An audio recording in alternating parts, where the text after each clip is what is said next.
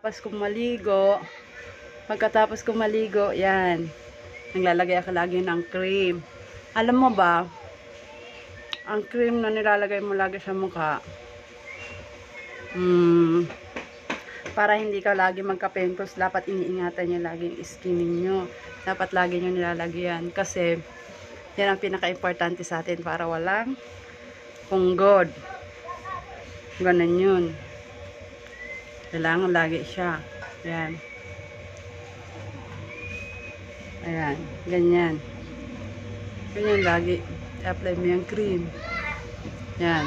O, diba? Kailangan pantay. Grabe na pala eye bag ko, no? Ayan. Kasi lagi ko siya hinalagaan yung skin ko para hindi ako lagi nagkakapunggod. Tapos, importante sa lahat, more water ka lagi. Para laging smooth yung skin. Kasi pag kulang ka lagi sa tubig, ibig sabihin nagdadry yung iyong skin. Ayan. Kaya always kayong inom ng tubig.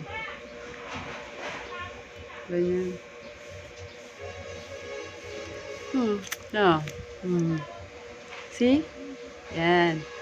Tapos always kayong every 5 months, 6 months, lagi nagpapadental ng teeth para lagi maganda siya at maputi.